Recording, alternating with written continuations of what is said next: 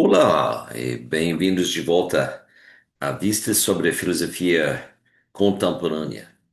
Nossa aula de hoje tratará da filosofia e da filosofia da linguagem de Noam Chomsky. Noam Chomsky nasceu em 1928 e é sem dúvida um dos maiores filósofos do nosso tempo. Porém, não, examinado a partir dos cursos de filosofia, poderíamos ficar com uma dúvida. Por que será? Então, como sempre, a filosofia contemporânea necessita uma certa apresentação, uma certa contextualização, particularmente quando queremos ó, eh, oferecer um, um plano quase completo das maiores contribuições à área.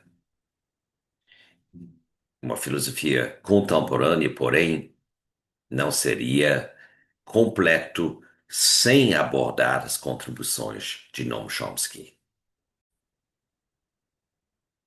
Eu sou Norman Maduraz, sou professor de filosofia e de ciências sociais em modo geral, e hoje, então, abordaremos a filosofia de Noam Chomsky. Uma das primeiras observações a fazer sobre Chomsky é acerca da singularidade da sua filosofia. Certamente, professores de filosofia não poderiam ser taxados, por falhar ou por faltar de tratar a filosofia de Noam Chomsky, pois tem poucos filósofos que insistiram ao longo dos seus carreiras de simplesmente despedir-se do campo no qual ele aspira a fazer contribuições, tal como Noam Chomsky. Noam Chomsky brigou, então, com os filósofos da linguagem, os ditos filósofos analíticos da escola de Quine. Noam Chomsky brigou também com os estruturalistas franceses, depois com os pós-estruturalistas franceses, com os filósofos que seguiram na linha de Quine, e particularmente na linha de Dennett, da psicologia cognitiva. Ele brigou também com colegas da filosofia política.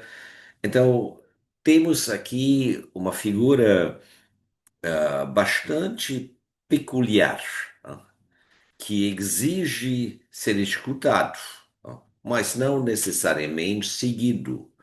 A abordagem, a metodologia de Chomsky é rigorosamente científica. Ele não e nunca se satisfaz com a mera expressão de opiniões. E certamente ele não tem nenhum desprezo para a área da filosofia e das ciências de modo geral.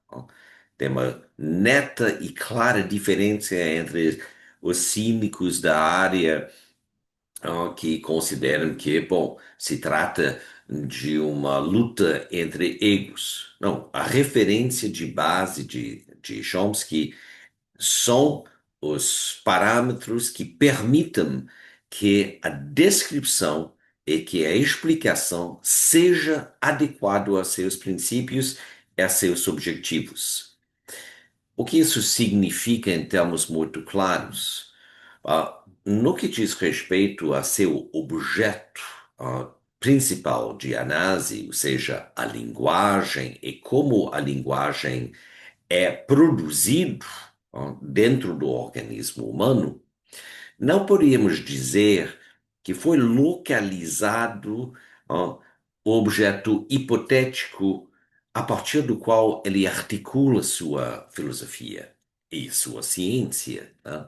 Porque anotem bem, Chomsky deseja ser reconhecido como cientista desde que se engajou a mapear o funcionamento do processo que permita a existência da linguagem, ou seja, um mecanismo interno ao organismo humano que produz estruturas, especificamente estruturas sintáticas.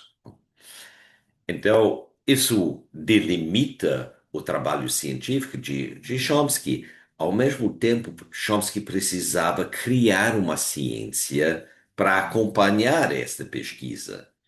Qualquer ciência que se fez enquanto se cria permanece bastante vinculado ao sua fonte epistemológica ou filosófica. Então, exploraremos algumas das consequências dessa extremamente rica, profícua produção científica e filosófica que hoje em dia se chama a orientação ou o projeto biolinguística.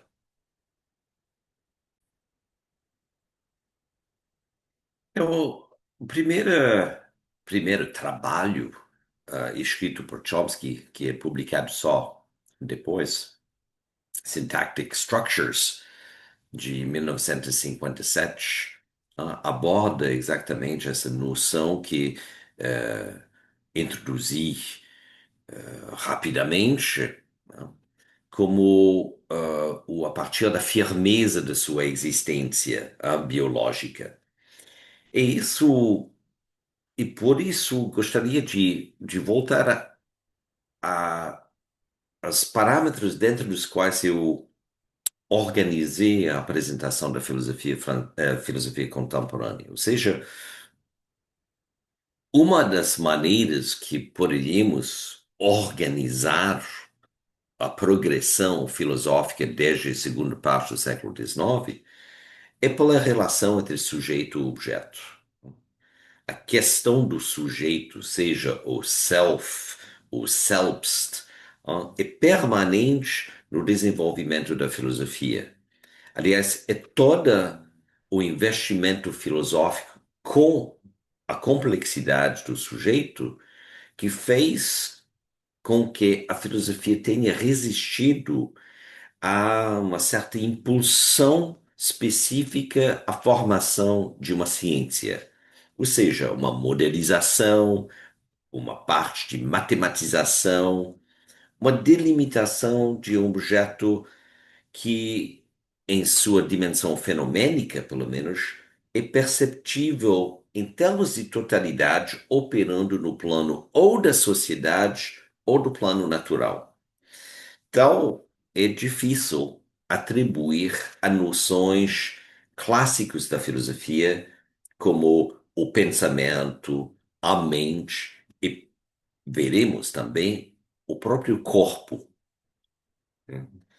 Então, por isso, para não pressupor a naturalização, ou a reificação da relação entre sujeito e objeto, eu decidi organizar, como fiz nas minhas aulas desenvolvidas no espaço de uma década, eu decidi organizar o plano da filosofia contemporânea a partir de uma relação subjacente e não sempre desvendado a partir das bases da sua construção, que é a relação entre natureza e cultura, ou natureza e sociedade, ou seja, estado original, condição original, como Rousseau apresenta, mas que é também na natureza em relação à formação do Estado civil, não, de um Estado de direito. Chomsky apresenta, e ele é certamente um dos primeiros, embora existia uma comunidade com ambições semelhantes.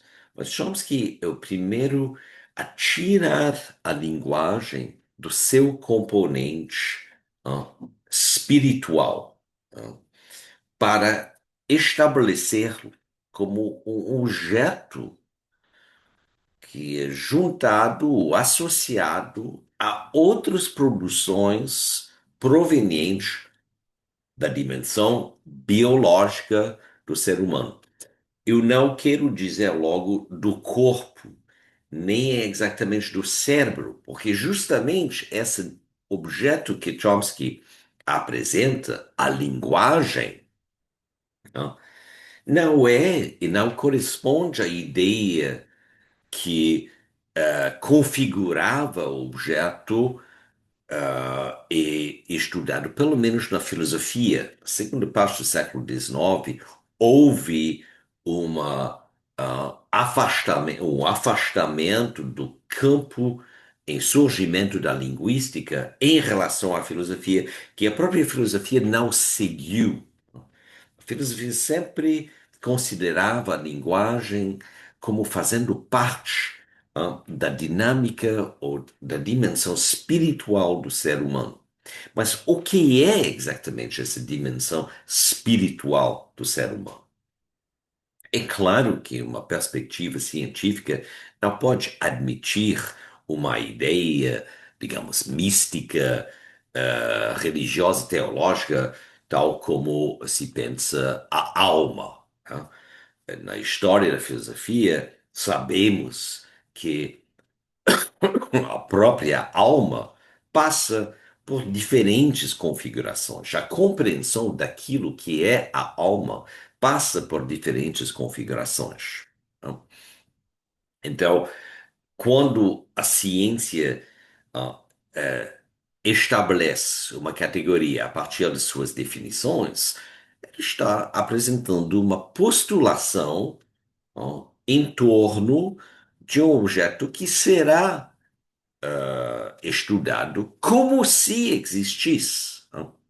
Então, esse como se existisse é fundamental também para pensar a linguagem tal como Chomsky vai o analisar, porque Chomsky é o primeiro a realmente analisar a linguagem plenamente na sua fisicalidade. Não? E por isso vemos essa configuração de um floco de neve, porque a metáfora que Chomsky usa frequentemente para descrever uma estrutura sintática é a de um cristal. Não? Mas não é bem uma metáfora, é uma descrição da tendência e da dinâmica formadora de estruturas sintáticas que são refletidos na linguagem falado, mas não se reduzem à linguagem falado, não se delimitam à linguagem falado. Então, é realmente uma filosofia da linguagem que exige um recuo em relação a tudo o que aprendemos na filosofia acerca da linguagem, né?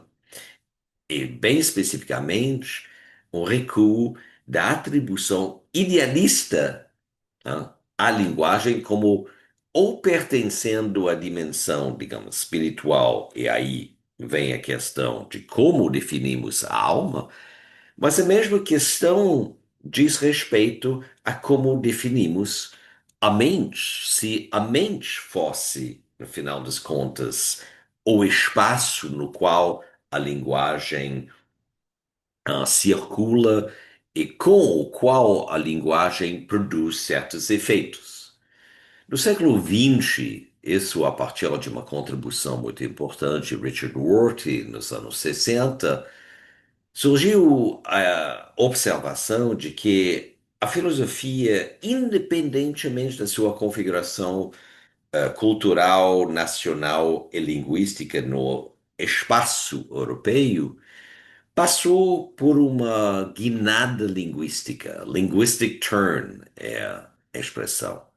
E uma parte dessa guinada linguística atribua uma força causal à linguagem sobre a mente, às vezes considerando que a própria mente é o resultado de uma operação linguística que existe além ou aquém das aparências. Então, estamos novamente numa dimensão não consciente, inconsciente, embora nada tendo a ver nesta configuração do inconsciente com o inconsciente freudiano.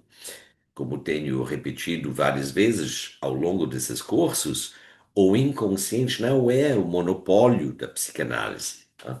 O inconsciente circula entre diferentes domínios e podemos dizer que o inconsciente é, em primeiro lugar, uma invenção da filosofia, bem que o inconsciente fálica será, certo, uma invenção da psicanálise, né? Então, de que se trata na empreiteira gerativa, the generative enterprise or generative grammar? Aqui encontramos uma definição extremamente importante. Syntax is the study of the principles and processes by which sentences are constructed in particular languages. Sintaxe é o estudo dos princípios e dos processos pelos quais as frases são construídas em línguas particulares. Então, tem muitas observações a fazer sobre esta questão. A primeira questão é, a partir dessa ideia de sintaxe, o que encontramos é um modelo cujo produtividade em termos de conhecimento é tal que circula entre várias e possivelmente todas as linguagens particulares. Então, o sintaxe aqui desenha aquele modelo reconstruído no âmbito teórico que, hipoteticamente, corresponde a um mecanismo interno ao organismo humano e que fez com que a linguagem, a produção da linguagem falado, em forma de frases, caracteriza o ser humano uniformemente. Ainda não encontramos aqui a tese associada, que é que só os seres humanos possuem linguagem tal como entendido nesta maneira, ou seja, a linguagem sintáxica ou a própria sintaxe, que os animais não humanos não possuem esse componente comum que unifica todas as linguagens comuns, todas as linguagens particulares. Então vamos parar só para um minuto para meditar sobre essa questão aqui. Quais são alguns dos paradigmas na existência cultural presentes nesse tempo que com o qual Chomsky está em diálogo e em relação ao qual Chomsky vai formular uma teoria que refuta ou pelo menos afasta-se das imagens. Mas uma das uma dos contextos mais importantes, estamos falando, até o fim do século XVIII, é ainda a referência bíblica. E para aqueles que receberam aulas sobre o Antigo Testamento, ou Torá, vocês reconhecem com facilidade a ideia da Torre de Babel.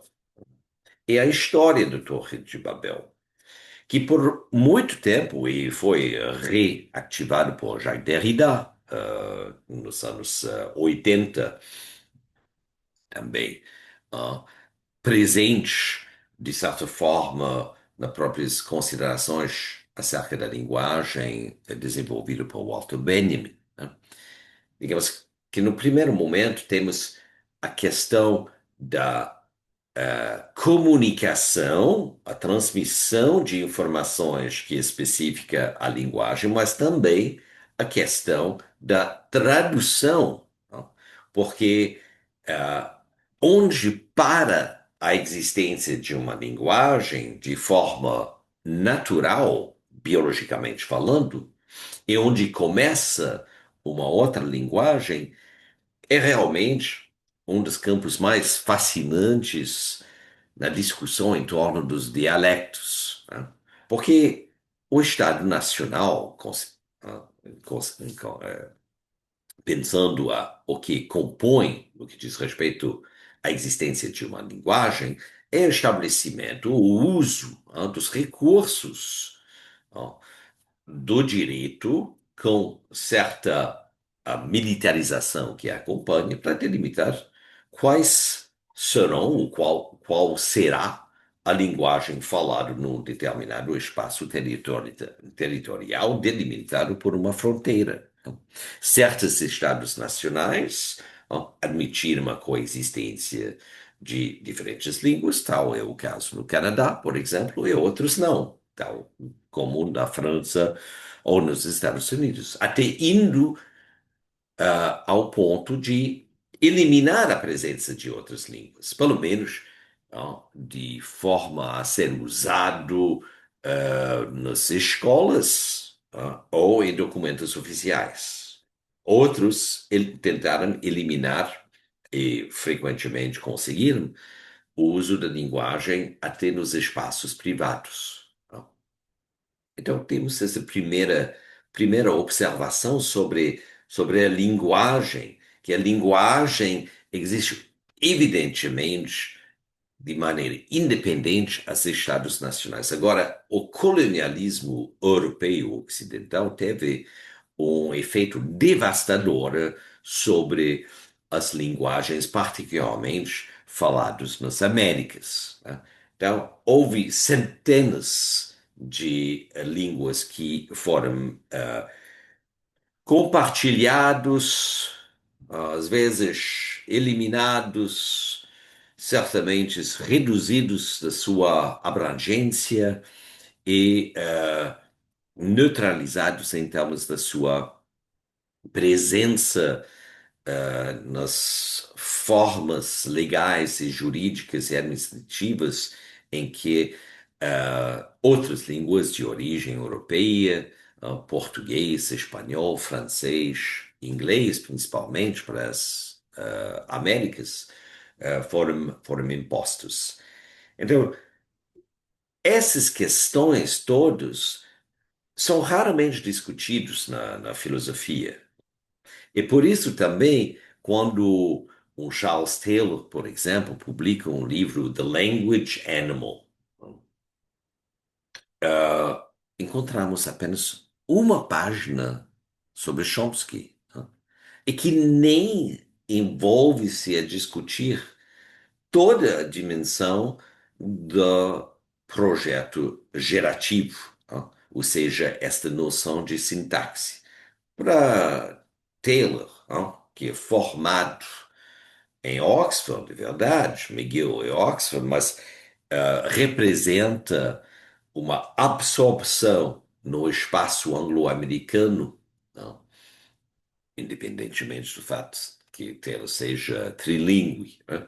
Mas representa uma absorção da filosofia alemã, e particularmente do hegelianismo, da hermenêutica e da segunda geração da Escola de Frankfurt, ou seja, da teoria do agir comunicativo, a teoria crítica pensando nesse sentido, no escopo de uma cientificização crescente do âmbito dos estudos nos assuntos ou acerca do fenômeno eh, humano, né?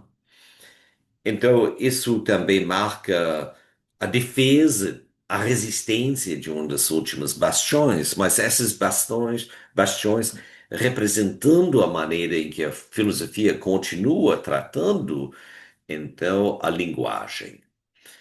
Ora, o que Chomsky pensa sobre linguagem?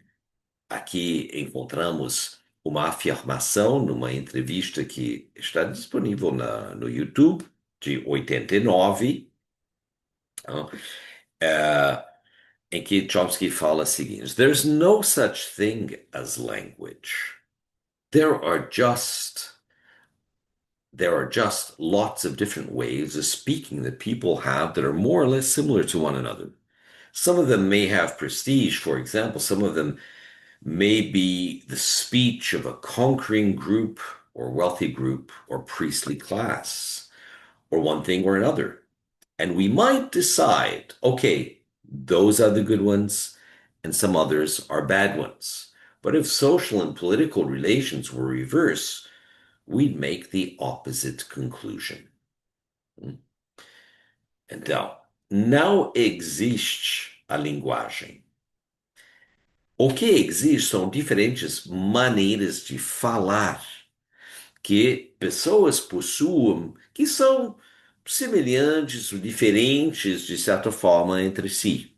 Certas dessas maneiras de falar possuem prestígio. Por exemplo, certas dessas maneiras de falar pertencem a um grupo de conquistadores, ou um grupo rico, ou a casta do clero, ou uma coisa ou outra, o casto dos sacerdotes, né? E nós podemos decidir, certo, aquela maneira de falar ou aquelas maneiras de falar são as maneiras boas, enquanto os outros são as maneiras ruins. Porém, se as relações sociais e políticas forem invertidas, nossas conclusões serão também contrários. Este pequeno parágrafo eu sempre achava como sendo uma das afirmações mais corajosas, mais inovadoras e mais radicais que encontramos na filosofia. A filosofia fala da linguagem de uma maneira abstrata, geral, sem se questionar sobre essas observações levantadas por Chomsky. Nesse sentido, porque eu ando lendo outros documentos ao mesmo tempo, penso na expressão de Theodor Adorno em torno da teoria do valor em Marx e a própria que é, é delimitada especificamente pelo capitalismo e, portanto, oferece as bases de uma crítica social do capitalismo e não algo mais geral, que é o anamnese da origem, tá? Da fonte gerador. Aqui temos também uma evocação da força original pelo qual pensávamos a linguagem durante todo o período moderno e que esquecemos, acabamos esquecendo, e aqui Chomsky o, o acorda novamente, desperta então uma nova orientação na conceptualização da linguagem. E o que é essa conceptualização? Então, bom, é que existe um aparelho de aquisição da linguagem, Language Acquisition Device, que é específico ao pensamento humano, ao organismo humano. Esta noção de Language Acquisition Device vai se apresentando, particularmente na virada do século, como a faculdade da linguagem, the language faculty, the faculty of language. E mais recentemente, particularmente apresentado no livro Why Only Us, que é escrito em coautoria com Robert Berwick, eles introduzem a noção do language phenotype, porque com o avanço das pesquisas na genética, parece inconcebível que uma faculdade de linguagem poderia existir apenas como componente no cérebro, sem possuir algum vínculo com o genoma humano. Tá? Isso nos leva de volta a pensar novamente esses paradigmas que existiram e pelos quais pensava-se durante o período moderno da linguagem, ou seja, esse paradigma do Torre de Babel, que parecia concluir, em termos das suas conotações interpretativas ou hermenêuticas, de que não existe um espaço comum, uma base comum entre as diferentes línguas humanas. Ou seja, a comunidade humana foi essencialmente fadado a não se entender e sofrer em consequência, talvez aproveitar, mas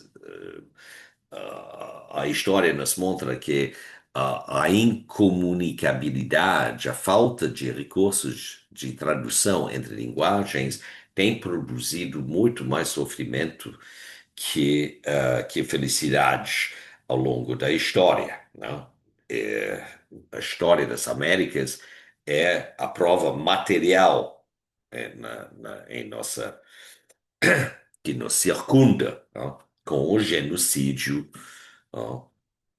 De milhões, se não dezenas de milhões de pessoas nativos a essas terras antes da chegada dos europeus, que às vezes foi dado em termos de uma invasão, e outras vezes actos de pirataria, outras vezes actos de terrorismo. Então tem todo um leque de modalidades invasivas que sofrem os povos originários desse continente. Né? Então, essas questões aqui são, de certa forma, políticos a partir do momento em que precisamos examinar questões históricas, historiográficas. Né? E isso depende também de seguir o que é feito nas ciências. Né? Atribuir a existência de uma faculdade de linguagem apenas numa configuração biológica que mal conseguimos, até recentemente, separar em seus planos diferenciais, que é a mente e o cérebro, colocava, a maioria do tempo, a faculdade de linguagem como parte da mente, para evitar de passar a uma entidade mal conhecida, mas pelo menos que parecia existir de maneira independente da dimensão espiritual do ser humano. Agora, quando se fala de cérebro e de circuitos neuronais, nós entendemos que o cérebro está vinculado, ó, à composição genética do organismo humano, então a produção da linguagem, nesse nível, pelo menos, da operação de uma faculdade ou de um fenótipo de linguagem, será também ó, organizado, determinado, se quiser, ativado pela composição genética do organismo. Então, uma afirmação mais recente da linguagem humana é o seguinte, e de fato Chomsky a apresenta como a definição básica da sua propriedade. Ou seja, a faculdade de linguagem proporciona os meios para construir uma variedade infinita de expressões estruturadas. cada uma das quais com uma interpretação semântica que exprime um pensamento, e cada um dos quais podendo ser exteriorizado através de um modo sensorial, tipicamente sonoro. Mais uma vez, um parágrafo extremamente denso, contendo, resumindo séculos de pesquisa em torno da linguagem. Então, mais uma vez, a Faculdade de Linguagem proporciona os meios para construir uma variedade infinita de expressões estruturadas. A Faculdade da Linguagem, nesse sentido, está baseado sobre poucos recursos, na verdade, poucos meios, porém, demonstra, a partir da própria análise da linguagem falada, uma capacidade de variedade que, bom, infinita também, como uso de um termo rigoroso, tem que ser ajustado a como entendemos o infinito, porque, seguindo meramente os números naturais, existem muitos números a percorrer antes de chegar ao infinito. Antes ou até aquém de qual se encontra o infinito. Isso, são assuntos que discutimos nos cursos de pós-graduação em filosofia e ainda, às vezes, bem além de pós-graduação.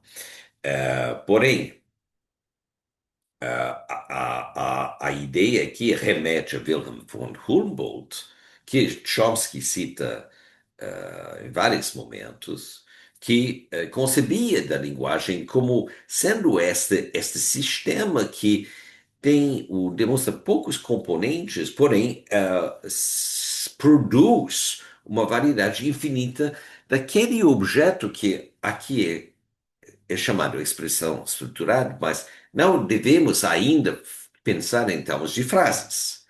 Expressões estruturadas são estruturas coerentes, consistentes. Porém, essas estruturas, como sabemos, e como vocês podem me escutar, evidentemente, sendo professor, a gente tem respeito, não?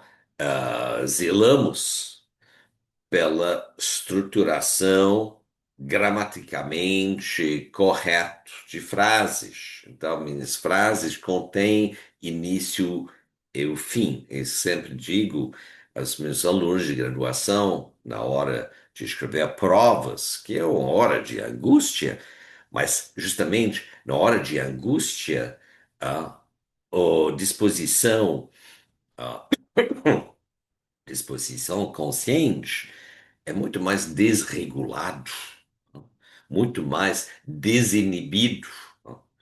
E o que se encontra frequentemente em respostas escritas é um fluxo de expressões estruturadas ou de uma expressão estruturada e que abandona, então, o contexto controlado que se manifesta pela gramática no que diz respeito à comunicação linguística. Então, é um atributo do aparelho do Estado, tal como o vivemos, como usamos a linguagem. E nada mais óbvio se torna esta diferencial de falar num espaço controlado que o jargão que encontramos no discurso jurídico, no discurso médico e até o discurso filosófico. Não vamos nos subtrair às condições de privilégio que o conhecimento nos confere quando trabalhamos em prol a ocupar uma posição de poder junto com o Estado. Então, aí temos uma variedade infinita de expressões estruturadas Por onde vão essas expressões? Isso é questão. Bom, nós pensamos que qualquer coisa produzido no âmbito da linguagem vai ser expressa. Aí vem o condicionamento da ideia. Chomsky acrescenta, então, uma ah, das expressões, um dos conjuntos de expressões estruturados, participa de uma interpretação semântica que expresse um pensamento. Aí podemos parar também e pensar, mas como que é? Expressa um pensamento. Não é o pensamento que expressa por meio da linguagem, mas justamente encontramos um dos pontos nevrálgicos da teoria de Chomsky em que existe uma inversão, ó, tal como foi apresentado durante o período moderno. Outro ramo, outro conjunto, ó, no qual circulam uma variedade infinita de expressões estruturadas, remete a esta possibilidade de ser exteriorizado através de um modo sensorial, tipicamente sonoro. Ó. Reconhecemos que existem outras línguas, outras linguagens, a linguagem musical, mas musical é ainda sonoro. Mas o que caracteriza o desenvolvimento da linguística, da ciência da linguagem, na segunda parte do século XIX, indo em direção a, a século XX, já é a, a delimitação dos fonemas constitutivos de uma linguagem entendido a partir da sua particularidade. A partir da sua particularidade. Então, pela ideia dos fonemas, também adquirimos um plano a partir do qual examinar qualquer linguagem particular e considerar que todas as linguagens particulares, na medida em que se expressam a partir de uma determinação de, permitido, proporcionado pela organização de um número determinado de fonemas, fazem parte desse grupo de linguagens. Mas o que é também interessante aqui são os dois níveis a partir do qual precisamos trabalhar. Existe um nível teórico em que postulamos esse novo objeto fonético ou fonema, né, constitutivo da dimensão auditiva e sonoro de uma linguagem particular, né. É outra dimensão que fez com que as línguas se mesclam em termos das suas expressões, sua capacidade expressiva. Certas expressões conseguem transmitir plenamente um sentido, um significado, né? Outros parcialmente, na medida em que não entendemos completamente o funcionamento de outra língua particular. E quando as línguas são bastante distintas por falta de ter adquirido a competência de falar, então não existe transmissão do significado, né? Então, é um plano artificialmente recortado. Vamos considerar que as linguagens particulares possuem algo em comum no plano dos fonemas, mas não no plano da transmissão do significado. Voltando, então, ao Torre de Babel, não quero entrar em detalhes sobre a questão, mas é uma pequena série de parágrafos no livro do Gênesis, e frequentemente, bom, devido à leitura quase uniforme da tradição cristã, né, entendemos que houve a tentativa, então, de construir uma torre e Deus castigou a comunidade humana, na sua ambição de alcançá-lo através, de uma dispersão da competência linguística que unificava essa comunidade. Existem interpretações que não participam de uma visão da crença de um Deus vingador.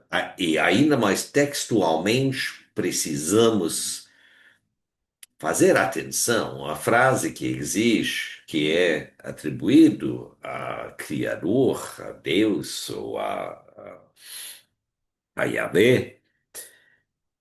No momento em que ele fala a alguém, né, ele diz: olha o que eles estão fazendo, vamos descer para ajudá-los.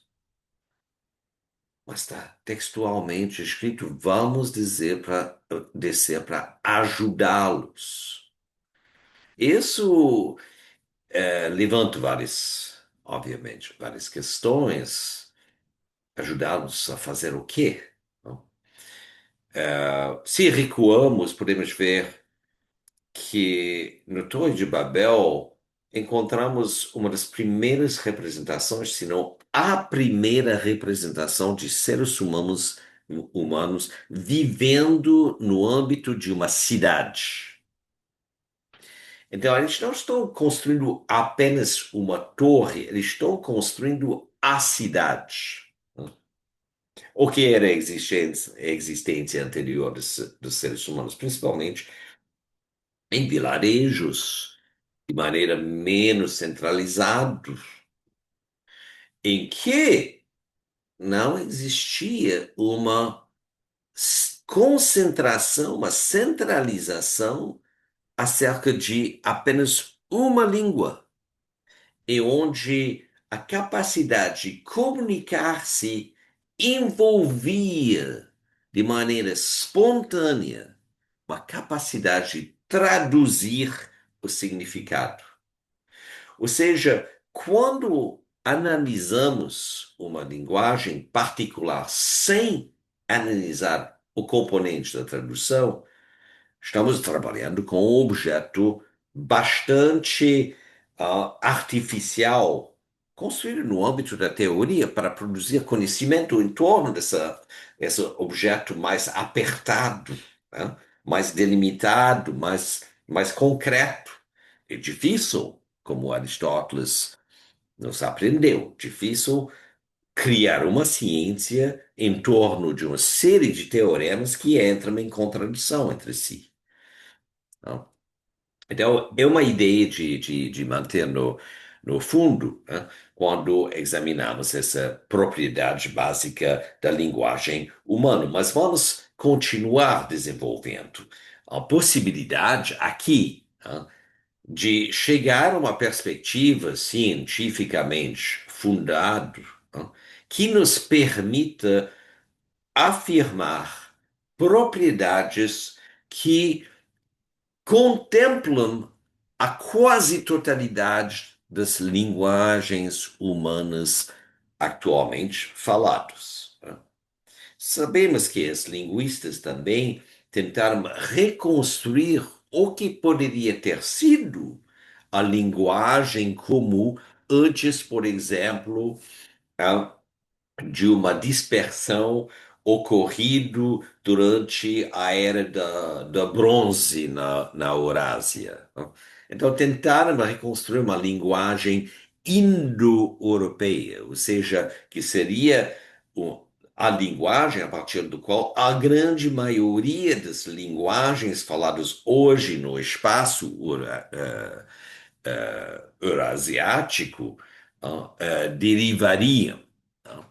A falta de conhecimento de chinês na época não, não parecia incomodar. Mas, bom, é a ambição da ciência. Fazemos com o que temos no momento. Não podemos pensar que, bom, nossa ciência é incompleta porque encontraremos informações que vai nos contradizer no futuro.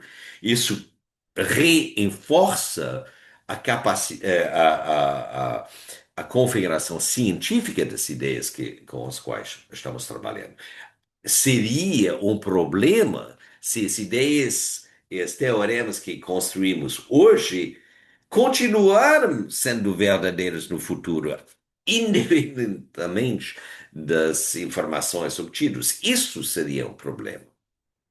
Então, voltando para a propriedade básica e tentando também ser mais sumário com essa extremamente rica filosofia que é a do Chomsky, sobre o qual estou, aliás, escrevendo um livro da perspectiva filosófica, um próximo atributo da propriedade básica da linguagem, ou seja, o conjunto infinito de objetos semanticamente interpretados constitui aquilo a que por vezes se chamou uma linguagem do pensamento. O sistema cognitivo que recebe determinada expressão linguística e passa à reflexão, à inferência, ao planejamento e a outros processos mentais, e que, ao exteriorizar-se, pode ser utilizado para a comunicação e para outras interações sociais. Então, a linguagem do pensamento remete a essa ideia no final da última slides, no qual vemos podendo ser exteriorizado. A exteriorização, né, não é o que mais conta nessa concepção da linguagem. Tá? O que conta mais na compreensão da linguagem aqui é a utilização interna da linguagem, pensar com a linguagem. Então, esta ideia, não, se associa à intuição que Chomsky tinha desde o início das suas explorações na linguagem, que fazem parte da sua grande e famosa refutação do comportamentalismo, do behaviorismo de Skinner, que é que a linguagem fez parte da dimensão interna, ou seja, inata do organismo humano. O nativismo, o inativismo, o nativismo, será que se delimita a um espaço? Bom, se eu faço essa pergunta, provavelmente a resposta será não. É certamente o erro de pensar que o nativismo, né, se delimita por alguma ideia física que separaria o interno do externo. Porque, digamos, a teoria da alma que acompanha, então, a teologia cristã, é uma teoria nativista, né? A alma existe dentro do corpo. Onde exatamente? Bom, diferentes épocas vão atribuir mais próximo a um órgão ao outro, mas que não existe de maneira alguma externo ao corpo e que não demonstra nenhuma determinação geofísica, de localização, isso caracteriza ainda hoje a concepção acerca da alma. Não?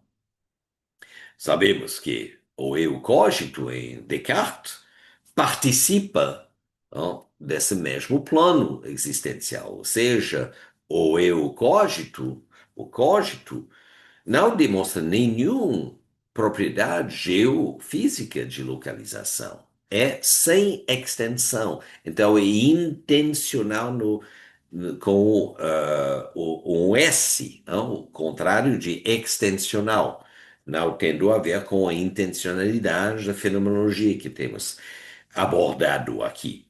Não? Então, Descartes marca um passo na ideia das filosofias nativistas, da doutrina do inato. E Chomsky participa plenamente dessa orientação. Ele participa tanto que nos anos 70 até os anos 80 mais ou menos, ele usava de maneira corriqueira a expressão de ciências cartesianas, ou seja, a linguística gerativa fazia parte das ciências cartesianas, ao lado da metafísica, da matemática, da óptica, da física, né? E que não devemos pensar em termos de filosofia e física e matemática, mas a filosofia é apenas, no sentido da metafísica, as meditações metafísicas de Descartes, é apenas um ramo das ciências cartesianas, uma outra maneira de organizar a produção das teorias e das ciências. Isso fazia parte das atividades da filosofia nos anos 60 e 70, alguns dos grandes livros publicados para examinar como se produz esse surgimento de diferentes ciências são os livros de Popper, ou particularmente de Thomas Kuhn, a estrutura das revoluções científicas, Michel Foucault, as palavras e as coisas, e Chomsky participava a partir dessa ideia não ortodoxa da filosofia em relação às ciências, bem diferente do que encontramos frequentemente, honrado com prêmios com bastante generosos entre até os historiadores da ciências brasileiros, em que a filosofia é frequentemente o alvo de um desprezo, quando não de uma mera ignorância. Na verdade, os dois vão juntos. Mera ignorância com desprezo passional. É uma perspectiva biolinguística que diz respeito às tendências mais recentes. Chomsky tem quase, bom, tem 95 anos, 96 anos, atualmente nascido em 28. Então, estamos falando de um período de 20 anos. Aqui estou remetendo ao texto sobre mentes e linguagem de Chomsky, traduzido por Gabriel de Ávila Otero. É uma perspectiva biolinguística. Então, o termo linguagem agora significa língua interna, um estado do sistema computacional da mente-cérebro que gera expressões estruturadas, cada uma das quais podendo ser entendido como um conjunto de instruções para os sistemas de interface dentro dos quais a faculdade de linguagem está incorporado, né? Então, existem pelo menos duas interfaces, sistemas de pensamento que usam expressões linguísticas para o raciocínio, a interpretação, a organização de ações e outros atos mentais. E os sistemas sensório-motores que externalizam as expressões na produção e as constroem a partir dos dados sensoriais na percepção. A teoria da dotação genética humana para a linguagem é comumente referida como gramática universal, adotando um termo tradicional a um modelo diferente. Certas configurações são línguas humanas possíveis, outros não. É uma preocupação principal da teoria da linguagem humana é estabelecer a distinção entre as duas categorias, entre muitas outras coisas, né? Quando como ingressamos a analisar a questão da linguagem humana, já precisamos escolher o campo no qual vamos trabalhar, né? Existe campo da fonologia, né? Justamente a questão a dimensão sonoro, questão dos fonemas, né? A distinção de fonemas que participam ou não a distinguir línguas particulares.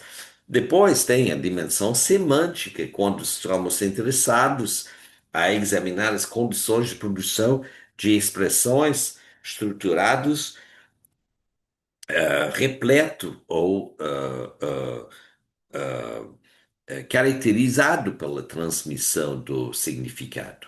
E depois a pragmática, no qual ó, os jogos de linguagem, a comunicação fazem parte da compreensão de como linguagens, os seres linguísticos se interrelacionam e quais são as barreiras a tornar uma comunidade mais colaborativa com o outro, mesmo quando a linguagem nos não permite essa a transmissão de significado a partir da caridade, a partir da generosidade, da honestidade, mas é visto por ser outro como sendo fonte de ameaças. E, evidentemente, tem a dimensão do sintaxe, que possivelmente a dimensão mais formalista, menos sensível a caracterizar os sofrimentos que seres linguísticos encontram em contextos sociais, mas cada subdivisão trata e confronta suas desafios, né? Então, aqui a questão de determinar o que é uma língua humana possível, tem dado um livro formidável escrito por Andrea Moro, ah, ah, ah, em que ele submete ah, humanos a várias experiências para tentar mapear a atividade cerebral ah, em termos da sua reação a escutar uma linguagem estruturalmente consistente e comparando as artifícios que são construídos no campo da experiência e ver se o, o cérebro, ó, em seus mecanismos, seja a faculdade de linguagem, consegue fazer a distinção. Ele mostra que é possível fazer essa distinção, justamente. Existe algo inato ao cérebro humano que consegue distinguir entre aquilo que é essencialmente barulho, é atribuir um significado ao barulho, se for o caso, e o que é uma linguagem humana estruturalmente constituído. Então, aqui, o ponto também extremamente importante é a caracterização da teoria da dotação da genética humana para a linguagem, que é referido como a gramática universal. A gramática universal não tem nada de gramatical. É uma teoria de sistema, é uma teoria de sistema de computação. Por isso digo e lamento também a situação na filosofia francesa contemporânea, né? A filosofia francesa contemporânea tem sido extremamente impactado pela crítica levantada por Deleuze e Guattari contra Chomsky, né? Que nada mais é que uma crítica feita a partir do famoso debate entre Foucault e Chomsky, de considerar que, bom, certos dos valores que são claramente culturalmente determinados e pertencentes ao Ocidente foram vistos ou pensados por Chomsky na época, particularmente vinculado às teorias da justiça e da moralidade, de podendo pertencer de maneira inata à faculdade de linguagem, né? A noção de bem, né? Ou noção de mal. Bom, por um lado, de onde vêm esses conceitos não é exatamente explicado, né? A origem desses conceitos, né? Então, uma origem naturalista não é tão absurdo que os deleuzianos frequentemente o apresentam, né? Os Foucauldianos deleuzianos, vamos ser justos. Mas pensar que a gramática universal é uma tentativa de considerar que é a partir da gramática que entende-se a linguagem, é simplesmente não entender, não ter entendido, compreendido o que é a teoria de Chomsky. E hoje ainda encontramos na próxima geração de filósofos franceses contemporâneos, leitores de Deleuze, a repetição desse erro, porque é o erro. Isso é a diferença entre ciência e filosofia, né? Às vezes que os filósofos se acomodam demais a permitir a circulação dessa dimensão, ou seja, ah, é preciso reconhecer filosoficamente que erros existem na filosofia.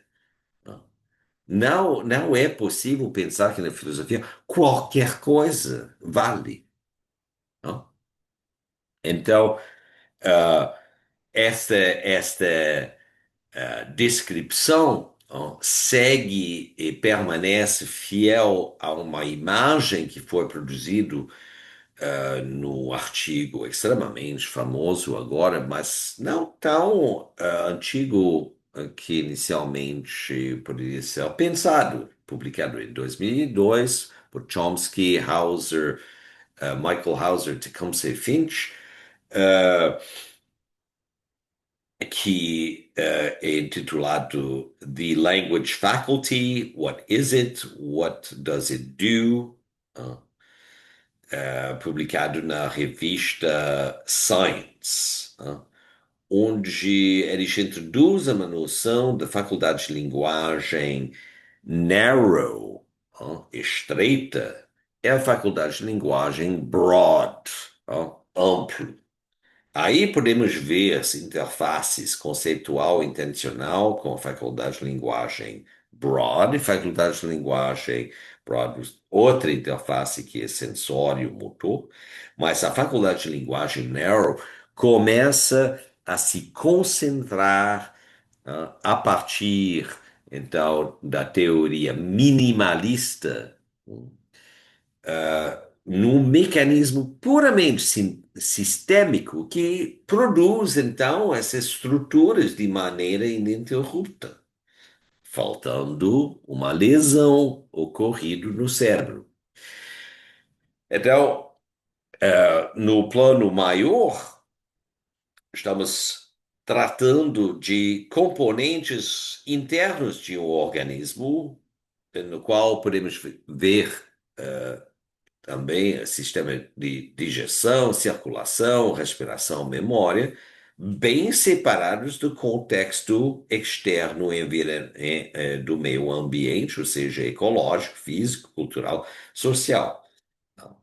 Então, é uma representação visual da tese inativista ah, acerca da linguagem. Então, algumas das teses que mostrarei em seguida foram concretizados durante o período da Revolução Gerativa, que diz respeito à produção científica de Chomsky, essencialmente desde que ele fez suas pesquisas de doutorado no segundo parte do século 50 até o final, até os meados dos anos 70. Nos anos 70, Chomsky participará de um colóquio em um contexto de troca experimental com uma série de linguistas italianos, não? Que introduzirá então modificações expressivas na sua modelização, não? Que será chamado princípios e parâmetros, não? É um termo que esclarece o que nós devemos fazer na filosofia, é um termo que eu uso espontaneamente e organiza todas as intervenções que eu estou fazendo no decorrer dessa disciplina sobre filosofia contemporânea acerca dos diferentes pensadores. Eu acredito que seja um instrumento de didática também, de formação, de aquisição de conhecimento filosófico fundamental, né? E bem mais produtivo que os modos comparativistas muito fracos, né? Frouxos, que é um puro analogismo a partir do qual comparamos os pensadores. Aqui, como vocês podem ver, eu não passo, eu não inicio minhas aulas a partir de uma ideia que podemos ou seguir o desenvolvimento de filosofia de maneira linear, certamente isso não é minha convicção, nem que podemos, que devemos comparar filósofos, sistemas filosóficos entre si, sistemas de pensamento entre si, não? Para os Foucaultianos. O que precisamos analisar é a produção e a progressão lógica e dinâmica interna àquele sistema de pensamento, que são os maiores gênios que estamos estudando aqui.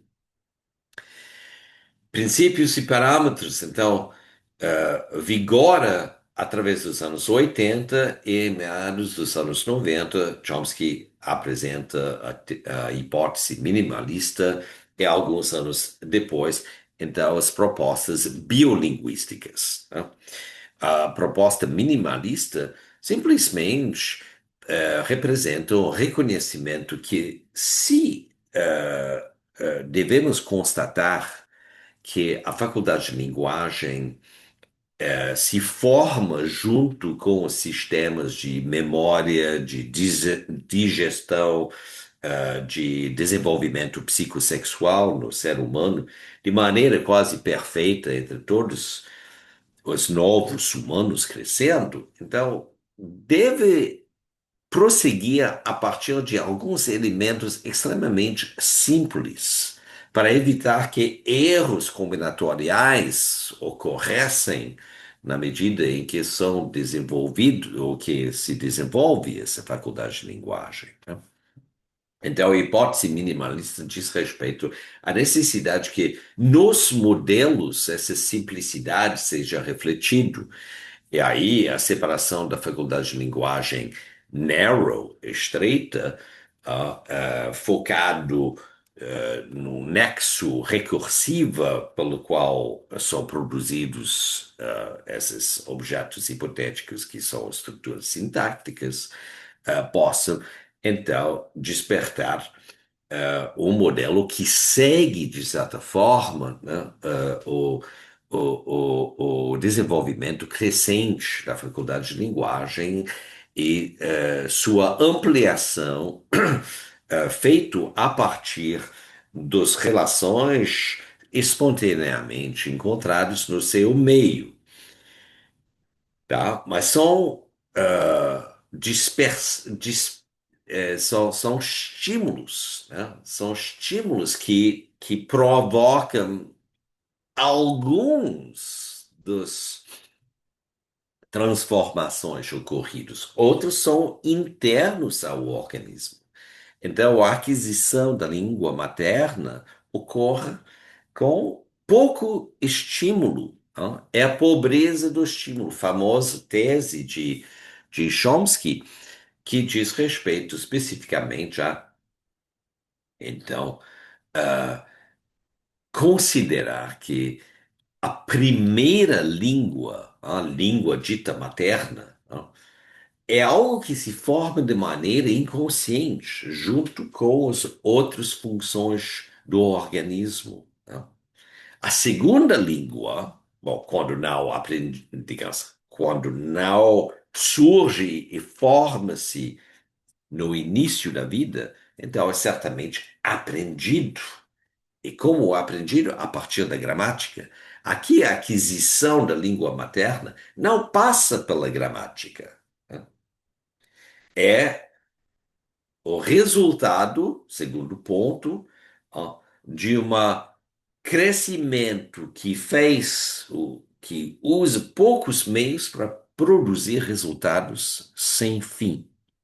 O uso da linguagem nesse sentido é criativo, ó.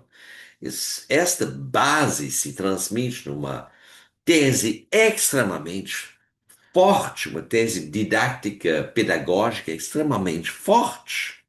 Ou seja, quando as condições de desenvolvimento ilimitado da linguagem não são dadas por uma sociedade, então prejudica-se todos aqueles que são desprovidos dos meios de crescimento dessa forma.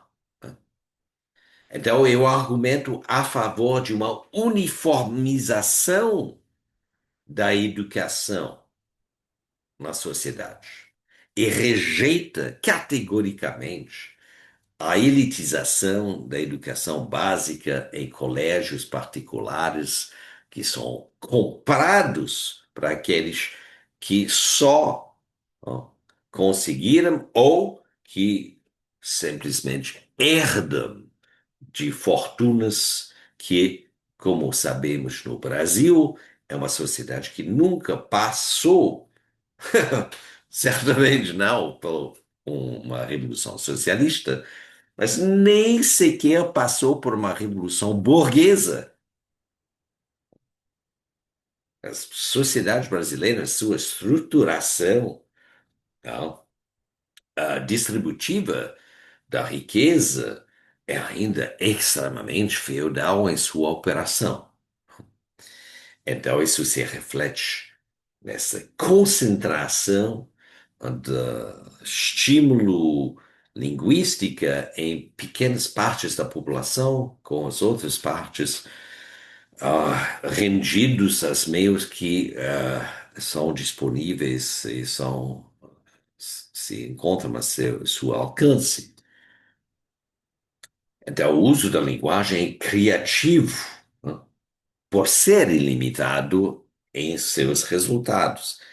Mas a primeira função da linguagem não é a de comunicar. A linguagem parece ser uma propriedade apenas da espécie humana, ok? Eu vou comentar a frase anterior, assim que encontramos mais elementos. Sendo assim, deve ser regulado por uma faculdade inata ao organismo. É a faculdade restrita da linguagem, ou fenótipo, produz apenas estruturas sintáticas.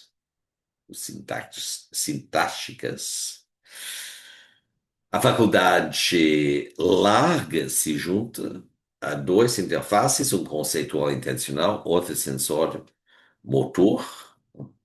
E a comunicação se forma nessa faculdade por um processo de externalização regulado pela laríngea e os fonemas singulares a um idioma particular, ou seja, o idioma no qual é cercado o jovem ser humano. Então, talvez o ponto que merece algumas observações é terceiro, a primeira função da linguagem não é a de comunicar. Essa noção se torna um ponto-chave tanto na teorização quanto na explicação. Como que a primeira função da linguagem não é a de comunicar? Bom, como provar isto? Como demonstrar isto? Bom, Chomsky demonstra a partir de um método também recursivo, ou seja, examinar alguns fenômenos que são específicos a um uso espontâneo da linguagem. Eu comentava antes que na França houve uma permeação uma infiltração do pensamento sobre a linguagem vindo da crítica estruturalista de Chomsky, que é simplesmente errado, né?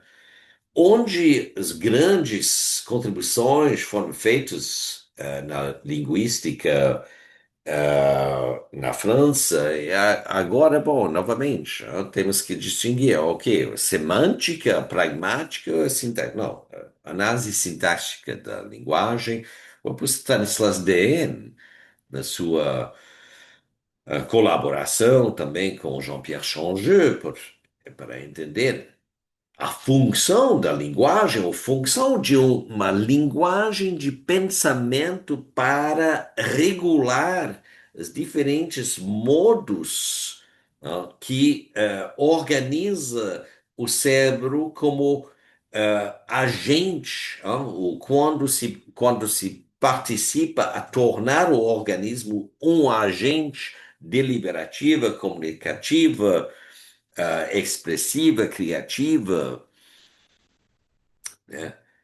Essa linguagem de pensamento é o nível a partir de Chomsky afirma a noção, a primeira função da linguagem não é a de comunicar, é seu trabalho mais formalizado, sistematizado, é realizado pelo colega, aluno e colega de Chomsky, Jerry Fodor, que nos deixou alguns anos atrás, mas em dois livros extremamente importantes, explorando essa possibilidade. Evidentemente, não é uma linguagem comunicado, ou seja, uma linguagem com vocabulário, com palavras. É uma linguagem pensado como se fosse a linguagem que estamos falando, mas sem que existisse, nesse nível, fonemas e ainda menos vocabulário, termos, né? Termos distintos em função da determinação de uma frase, quais são os elementos de uma frase que compõem uma frase, além do sujeito, verbo, complemento, que é específica às línguas particulares, né? Todas essas noções são bastante novos ainda, o que me leva novamente a dizer que Chomsky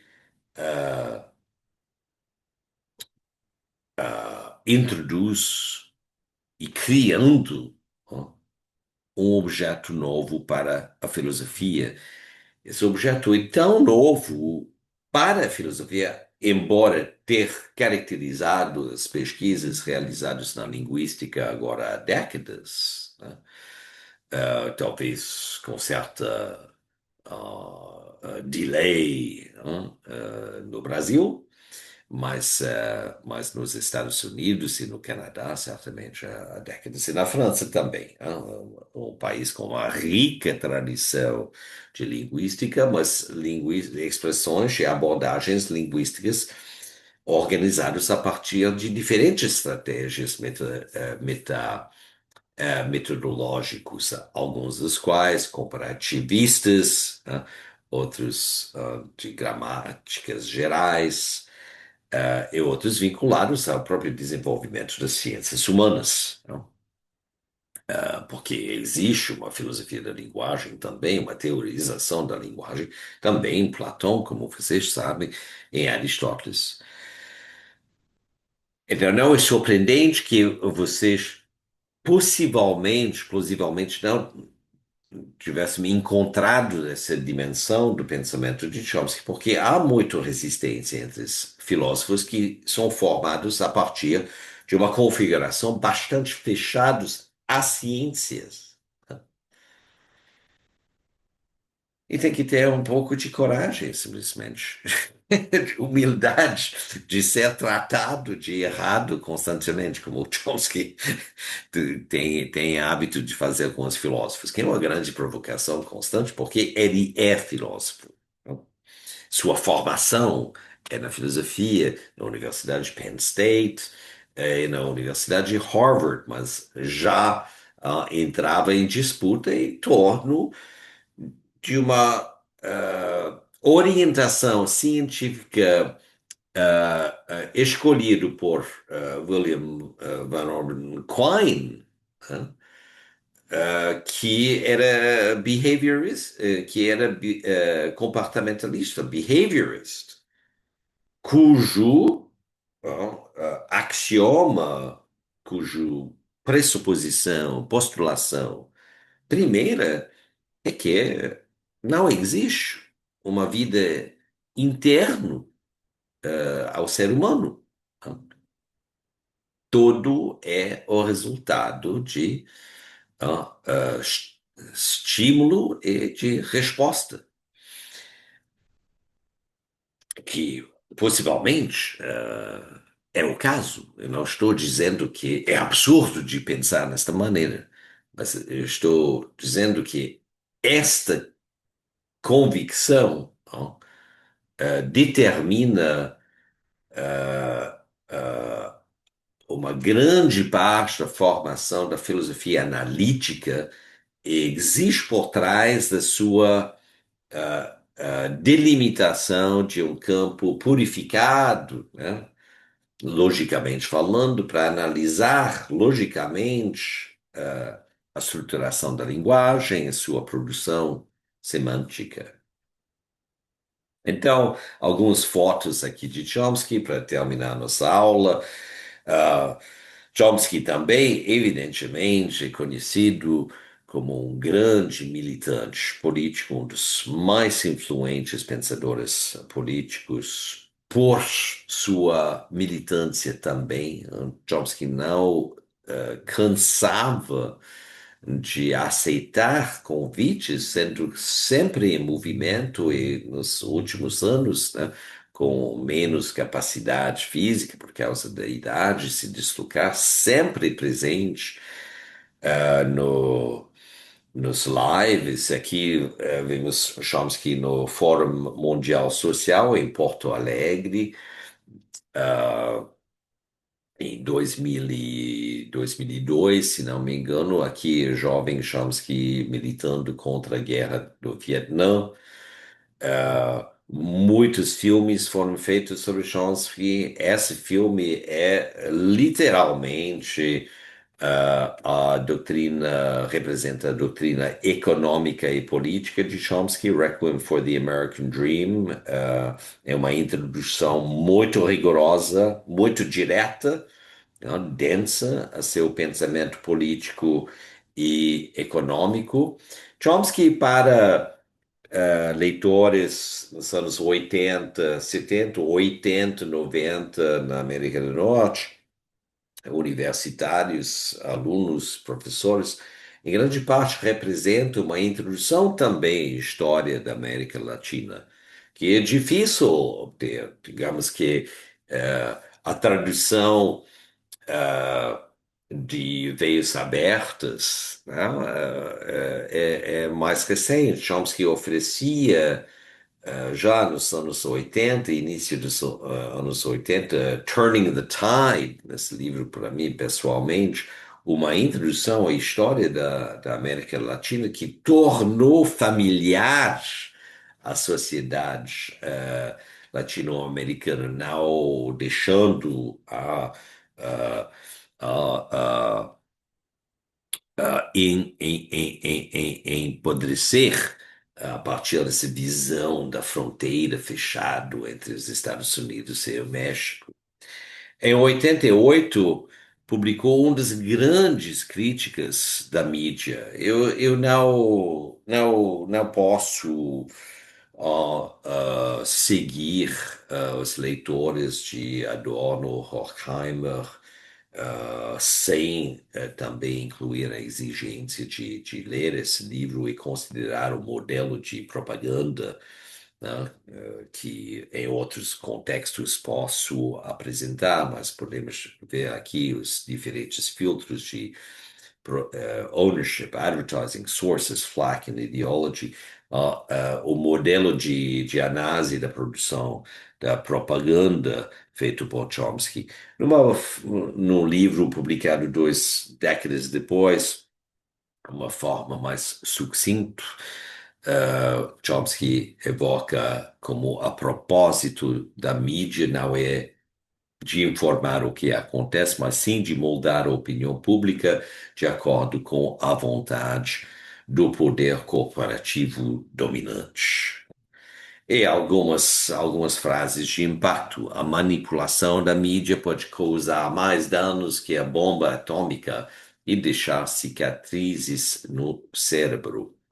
Isso saindo do filme, a versão cinematográfica do livro Manufacturing Consent, Noam Chomsky and the Media, um grande filme produzido nos anos 80.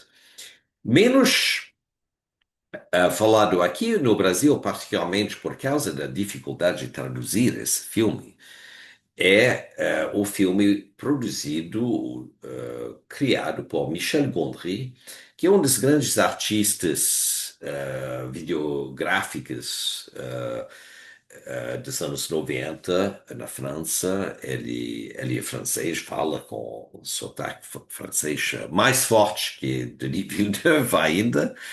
Mas um extremamente corajoso filme, um lindíssimo filme a partir dos visuais.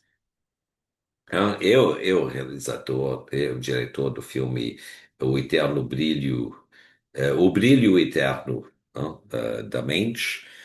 Uh, is the Man Who is Tall Happy? Então, ele usa uma das frases mais analisados por Chomsky, para defender a ideia que quando se pensa numa frase, não estamos falando simplesmente de um alinhamento ou de uma associação linear, combinação linear de termos. Não? Estamos falando da organização de estruturas internas que são regidas de maneira hierárquica. Não? Então, is the man who is tall happy? Uh, uh, Chomsky vai analisando como happy remete a man, apesar da distância, que contradiz o que contradiria uma tese dizendo que, bom, uma frase humano alinhado linearmente produz significado simplesmente pela conexão, anexo entre os termos mais próximos. Aqui dentro de uma frase, podemos identificar a proposição subordinada, então, who is tall. E, aliás, quando Chomsky fala que a linguagem é produzida por poucos meios com resultados potencialmente infinitos, ele fala de dois casos muito claros a qualquer um, ou seja, que o fim de uma frase é uma coisa artificialmente postado. Não? Uma frase é potencialmente sem fim na medida em que podemos sempre incluir outras proposições, outras cláusulas subordinadas por dentro. Não? E depois, bom, tem também a produção de uma série de frases sem limites. Aqui é o MIT, tal como existia nos anos 50, em Cambridge, Massachusetts, e a Faculdade de Filosofia e Ciências Humanas é a versão mais nova, que é do arquiteto Frank Gehry, arquiteto canadense, mas que é conhecido por várias grandes obras impactantes, que é um modo deconstrucionista, de certa forma, de fazer a arquitetura. Nimshinsky merece nosso pensamento. Quem é Nimshinsky? Bom, é o chimpanzé a quem uma das associadas de Chomsky, trabalhando na Universidade de Califórnia em San Diego, junto com Parque Zoológico de San Diego, tentou ensinar a linguagem humana. Porque justamente podemos pensar, né? Aqui uma expressão do limite. Give orange, me give, eat orange, me give, me eat, orange give me eat, orange give me you, que é um exemplo típico aqui de um fenômeno de alinhamento, né? Alinhamento. Ah, eu vou, com Nijinsky, vou simplesmente ah, terminar as slides e concluir dizendo que é curioso, né? É curioso chegar ao século XX, depois dessa prevalência do paradigma bíblica e também do paradigma grego-romano filosófico, Platão, Aristóteles, que consideram, e particularmente Aristóteles, é muito claro nisso, que a linguagem caracteriza uma das grandes diferenças, ou funciona para caracterizar a diferença que separa os seres humanos dos animais não humanos. E pode ser considerado estranho que chegamos ao século XIX, com Darwin, teoria de evolução por seleção natural, ao século XX, e rejeitando, então, essas teorias, porém reforçando as especificidades da linguagem a agora quem? Homo sapiens sapiens, porque a questão que é muito debatido, muito explorado na pesquisa, é de saber se neandertalenses, por exemplo, também possuía linguagem, né? Quais são as marcas da possessão da linguagem? Ah, é o uso de símbolos. E aí, se então outros seres vivos, não humanos, não possuem a linguagem, então como se relaciona a teoria da seleção natural e de adaptação? Ó? Porque chegamos a uma linha divisória entre fenômenos analisados, estudados pela filosofia, e fenômenos analisados e estudados por discursos que se apresentam como científica. E uma das marcas diferenciais é que todos os objetos de caráter natural estudado pelas ciências quantitativas e qualitativas até certo ponto, quando se trata das origens da sociedade, então estamos falando de um objeto espontâneo e natural, né? Os componentes específicos é uma sociedade, bom, delimitado pelos parâmetros do período no qual vigora essa sociedade, né? Então, novamente, ao analisar as origens da sociedade, estamos falando de um processo que é certo histórico, mas que é natural, não determinado por intervenções de grupos humanos.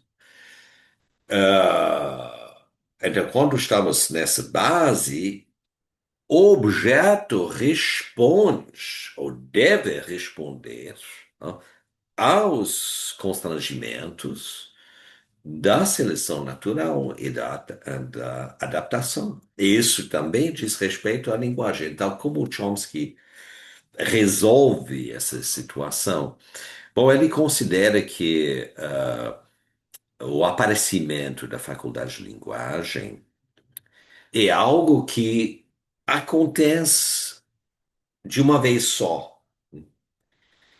Pode ser por meio de um acidente genético. Às vezes ele usa o termo mutação genética, mas com o conhecimento que temos dos vírus, falta de rigor a falar simplesmente de mutação genética, porque O vírus também passa por pressões adaptativas e vai, não, dependendo da, do seu hóspedes, não, vai mudando, então vai passar por uma mutação, não, a partir de variações, isso, o fenômeno de se vincular a RNA. Então, um acidente genético. Um acidente genético teria, então, ocorrido a um grupo de humanos, a um humano, mas que os efeitos dessa mutação, esse acidente genético teriam sido sentidos a partir da capacidade dos seres humanos a deliberar o que no plano entre si, não, planejar, o que no plano concreto da vivência teria oferecido aos seres humanos a capacidade a se distanciar, se afastar-se do seu espaço de moradia imediato. É óbvio que estamos falando agora de um período de tempo extremamente longo, nunca é concebido e pensado pela filosofia. Cabe se lembrar que até os meados do século XIX, pelo menos entre as ciências ocidentais, a convicção era que o planeta não tinha mais que uns 8.000 anos, 9.000 anos em total. Então, Chomsky, sendo tratado filosoficamente, exige uma corrida frenética para se atualizar no que diz respeito às várias dimensões da produção científica acerca do ser humano, do ser humano. Qual é a idade, não? Qual é a temporalidade do ser humano? Quanto tempo o ser humano vive no planeta? E rompe definitivamente com a Bíblia como fonte de, de conhecimento. É simplesmente absurdo, para completar essa aula, escutar os Tech Brothers e seus discípulos. Não? Estou falando de Peter Thiel, por exemplo, Alex Karp, Pete Hegseth, pessoas que passaram pela universidade, mas apenas com uma graduação bem formado, outros completaram doutorado, outra estudou com Habermas durante certo tempo. Mas é completamente absurdo escutar saindo da boca desse pessoal, em cima das suas bilhões. Outra cara é o vice-presidente, J.D. Vance, o protégé do Peter Thiel, de que tem que se cuidar e desconfiar dos livros, porque tantas coisas falsas foram ditas e escritas. Exceção feito da Bíblia. Bom, se a Bíblia for seu parâmetro para estudar filosofia, então melhor fazer teologia, porque, como é possível ver com Chomsky, estamos além da configuração religiosa. Não? A ciência não é religião, ciência é produção de conhecimento a partir de parâmetros e condições de validade, não? E numa apresentação logicamente organizada de tal forma que, se existe uma contradição, então os outros ouvirão e o trabalho continua para aperfeiçoar a tentativa de chegar a produzir ideias ou crenças justificadas verdadeiras, né? Crenças verdadeiras justificadas.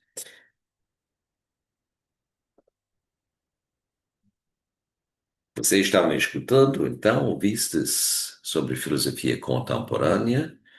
Ah, Em breve, farei uma aula sobre as contribuições de Deepa Chakrabarty para a filosofia, em seguindo essa deslocação da noção de natureza, né? Porque a consequência ontológica do pensamento de Chomsky é que se a linguagem faz parte da dimensão biológica do organismo humano, enquanto era o determinante, um dos principais determinantes da sua composição espiritual. Então, estamos numa situação em que o dualismo de substância não vale mais. Porém, não sabemos exatamente onde a linguagem para. E se a linguagem for uma dotação do patrimônio biológico do ser humano, e que se reconhece a partir das suas produções espirituais. Então, certamente o dualismo não consegue ser preservado, mas também estamos numa situação em que o dualismo não consegue ser completamente refutado, tá? Porque simplesmente o corpo foi completamente modificado a partir desses descobrimentos de Chomsky e mais para frente os descobrimentos vindo da, ah, da psicologia cognitiva, de certa forma das neurociências também, né? Então, Deepak Chakrabarty nos